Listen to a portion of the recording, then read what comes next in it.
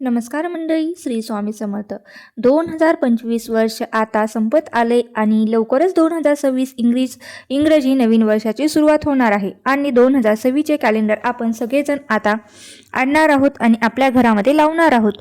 तर आता 2026ची नवीन वर्षाचे कॅलेंडर तुम्हाला योग्य दिशेलाच लावायचं आहे.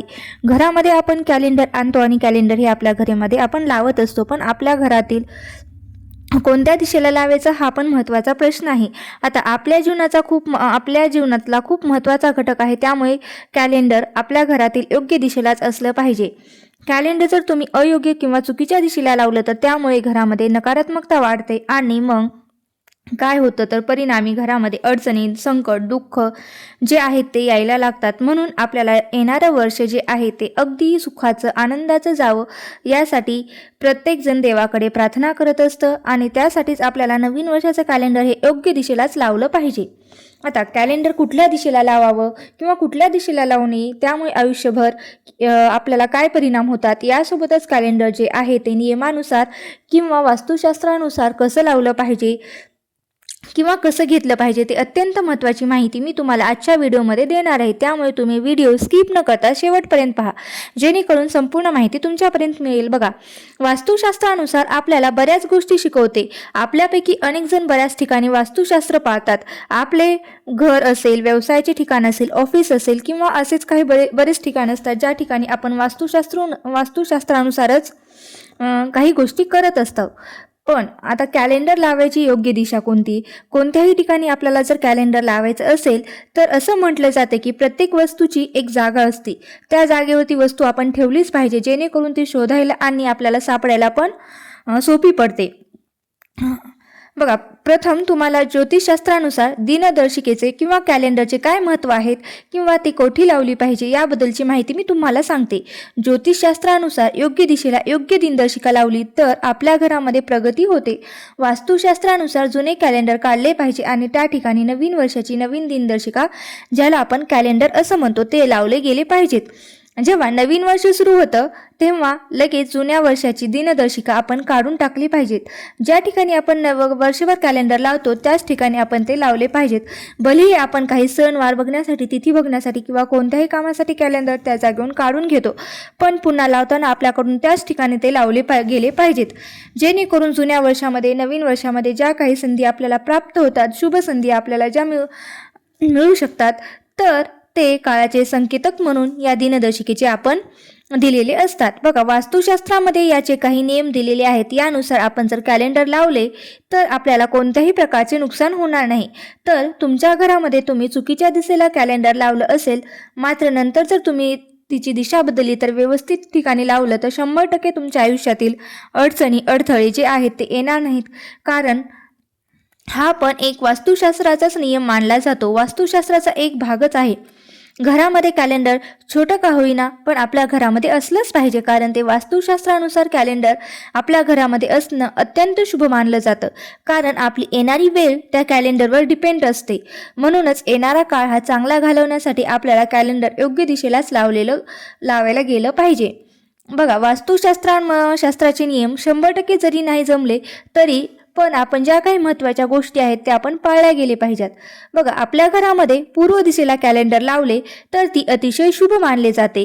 त्यामुळे काय होतं तर आपल्या घरामध्ये धनाची वाढ होते आणि आपल्यातील नवीन नवीन कामामध्ये किंवा त्यामधून आपल्याला यश मिळत असते. तर त्यांना नवीन संधी प्राप्त होत असतात. पूर्व दिशा तर अगदी म्हणजे आपले सूर्यदेव जिथून उगवतात ती दिशा असते, अतिशय शुभ दिशा आहे.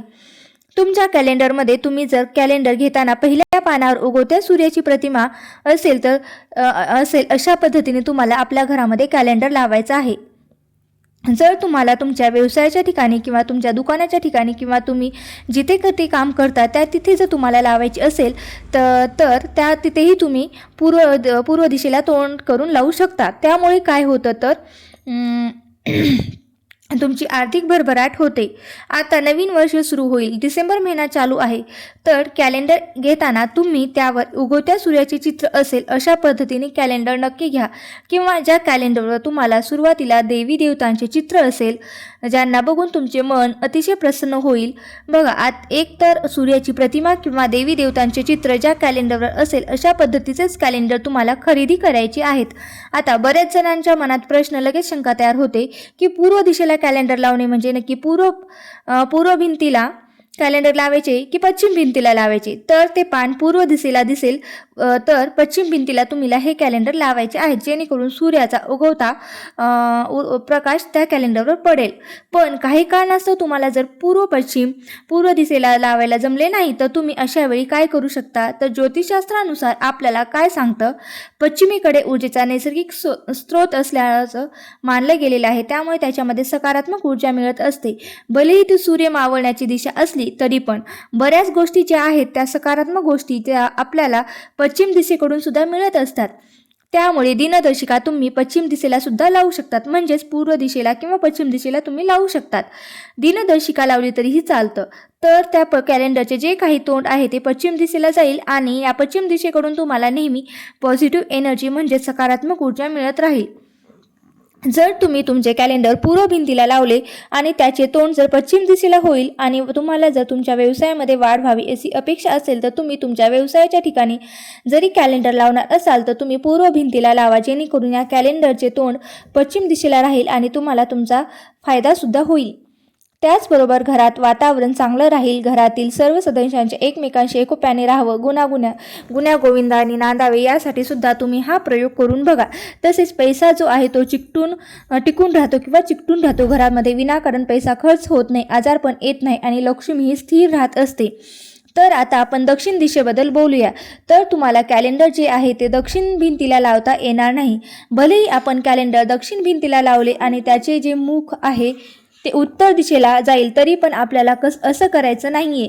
दक्षिण भिंतीला जर आपण कॅलेंडर लावलं तर आपल्या पैसे कमवण्याच्या मार्गामध्ये अडथळा येऊ शकतात. घरातील मुख्य व्यक्ती, कमवणारी व्यक्ती, जिच्यामुळे सर्व घर जे आहे ते व्यवस्थित चालते, किंवा ज्यांच्याकडून पैशामुळे आपलं घर आहे ते घरात काही खर्च असतात ते भागतात, तर अशा व्यक्तींना सुद्धा आजारपण येऊ शकते. त्यामुळे दक्षिण भिंतीला कॅलेंडर लावण्याची चूक करू नका.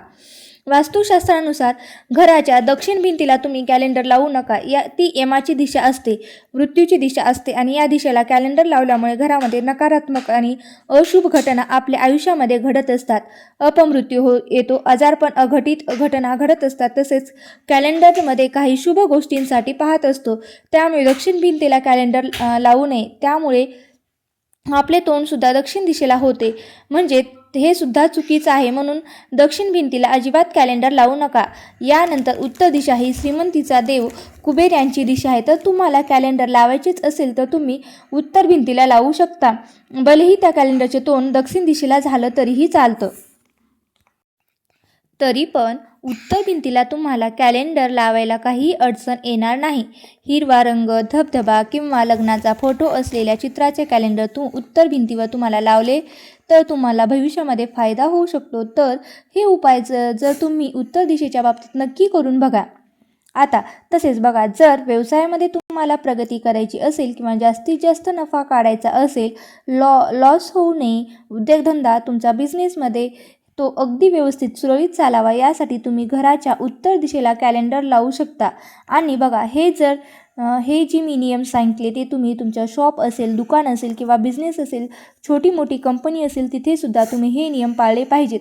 यानंतर उत्तर भिंतीवर जर तुम्ही कॅलेंडर लावले तर नोकरी संबंधित, शिक्षणासंबंधित समस्या ज्या आहेत त्या येत नाहीत. प्रगतीमध्ये अडथळे जे आहेत तर ते पण येत नाहीत आणि अडचणी सुद्धा दूर होत असतात. जर आपल्याला एखाद्या वेळेस उपदिशेचा वापर करायचा असेल तर त्यामध्ये जी शुभ किंवा उपदिशा कोणती आहे, तर त्यामध्ये ईशान्य ही उपदिशा अतिशय शुभ आहे. उत्तर आणि पूर्व यातून जी दिशा येते ती असते ईशान्य दिशा.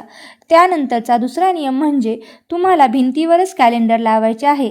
आता तुम्हाला या दिशांचे ज्ञान तर दिले, पण याचा अर्थ असा नाही की पूर्व दिशा योग्यच आहे म्हणून सांगितलेले तर तुम्ही लगेच तुमचा दरवाजा किंवा दरवाजाच्या मागे कॅलेंडर लावले तर ते अजिबात योग्य नाही आहे. तुम्हाला भिंतीवरच कॅलेंडर लावायचे आहे. एखाद्या व्यक्तीच्या वाटेल किंवा खिडकीवर वगैरे कॅलेंडर टाळले तर हे सुद्धा करणे चुकीचं आहे.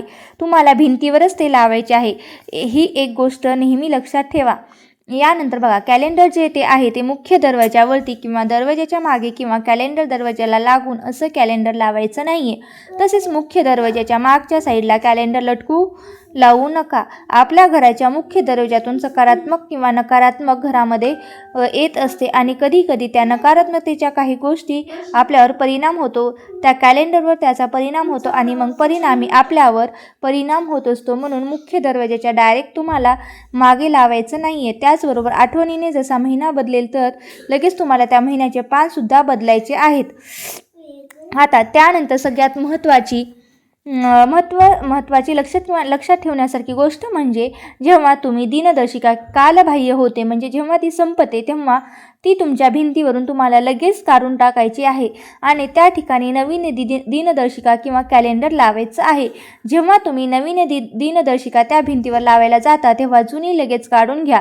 ती दिनदर्शिका तुम्ही नंतर कशासाठी सुद्धा वापरू शकता, पण जुनं कॅलेंडर कधीही जाळायचं नाही. तर अशा गोष्टी करण्यापेक्षा तुम्ही जाळण्यापेक्षा त्याचं कव्हर सुद्धा करू शकता. बघा, ज्या दिनदर्शिकेवर मांसाहारी प्राण्यांचे चित्र असेल किंवा हिंसक चित्र असेल किंवा काही चित्रे अशी असतात जी आपल्या डोळ्यांना सुद्धा बघायला नीट वाटत नाहीत, तर ती अशी चित्र असलेली किंवा अशी प्रतिमा असलेली दिनदर्शिका आपल्याला अजिबात खरेदी करायची नाही. आणि खरेदी करायची काय तर आपल्या घरामध्ये ती लावायची सुद्धा नाहीत. परिणामी आपल्या घरामध्ये ती उदासीनता निर्माण करण्याचे काम करत असते. देवी देवतांचे वगैरे फोटो असेल तर ठीक आहे, पण बघा काहीतरी भांडण, बुडती जहाज, काहीतरी नकारात्मक चित्र म्हणजे त्या चित्राकडे बघितल्यावर काहीतरी नेगेटिव्हिटी ते दाखवते. त्यानंतर रडके, उदास, काहीतरी नाराज असलेले असे कॅलेंडर घरामध्ये ठेवू नका. कारण आजकाल बरेचसे असे वेगवेगळे आपण बघत असतो. काहीतरी तुम्ही छान पेंटिंग वगैरे असले ठेवा, काहीतरी नेचरचे, सूर्य उगवते, समुद्रकिनारा, छान निसर्गाचे तुम्ही ठेवू शकतात. पण असे निगेटिव्हिटी दर्शवणारे कॅलेंडर जे आहे ते तुम्ही ठेवू नका. धबधबा, वाहती नदी हे पण शुभ मानलं जातं. कोणी बघा आपले लग्नाचे फोटो वगैरे त्याचं सुद्धा कॅलेंडर करून घेतात, तर ते सुद्धा चालेल. पण असं काहीतरी निगेटिव्हिटी दाखवणारे कॅलेंडर जे आहे ते तुम्ही लावू नका. त्यानंतर कॅलेंडर पण शक्यतो शुभ कलर पांढरा, हिरवा आणि लालच असतो. त्यानंतर बघा सोनेरी आणि ग्रे कलर म्हणजे राखाडी रंगाचा सुद्धा जर तुम्ही कॅलेंडर लावलं तर घरामध्ये सुख समृद्धी जी आहे ती अगदी भरभरून राहत असते.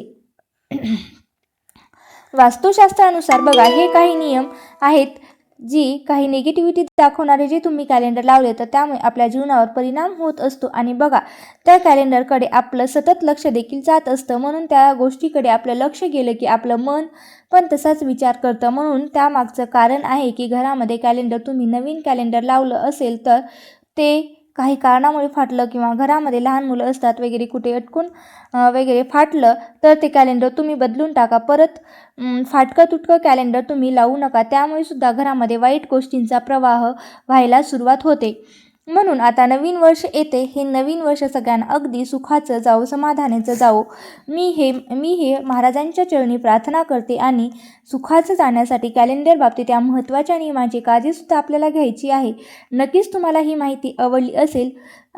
तर ही चूक तुमच्याकडून होत असेल तर नक्की तुम्ही यावर्षी त्यामध्ये बदल करा, जेणेकरून तुम्हाला हे वर्ष अगदी आनंदाचं आणि सुखाचं जाईल. तर ही कॅलेंडरबद्दलची अत्यंत महत्त्वाची माहिती मला तुमच्यापर्यंत पोहोचवायची होती.